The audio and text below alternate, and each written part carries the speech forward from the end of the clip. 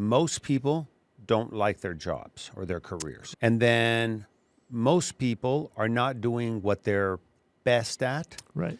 And most people come, like you said, with a certain mindset that even though there might be 100,000 jobs available, they don't see themselves being able to do any of them. Right. So how do you take that big population and convince them? I know you have your 4 pillars. Do you implement some military tactics that you learned from being in the armed forces? Do you also include some of the Maxwell learnings?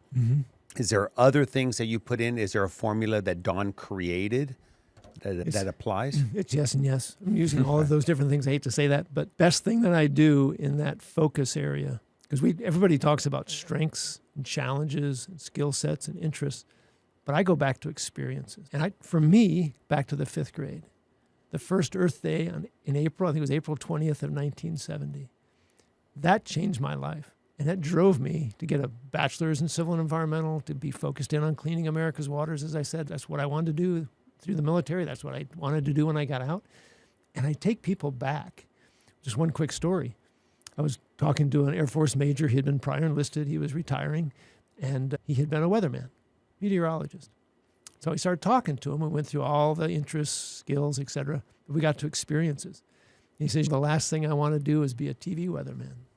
To me, that's stick my finger down my throat. I'm going to get sick. No way. I'm not interested in that. So we started talking. And I didn't say, what do you want to do? I said, well, tell me about the job that excited you the most. And he goes, oil spill horizon disaster. I was the meteorologist for General Henry, the 3-star general. And he challenged me in so many different ways to bring weather into the response situation. Which way was the wind going? How was the tide going to go, right? What about the waves down at the second? Because there was like a 50-foot down layer as the water temperature changed. There was a huge oil spill right in that thermocline. Yeah.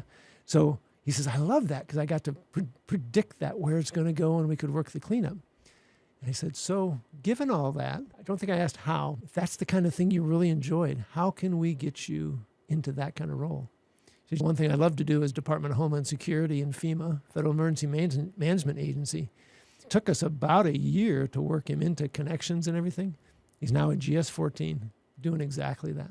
Yeah, and FEMA is all about weather. Yeah, but he's applying weather into all of those different situations.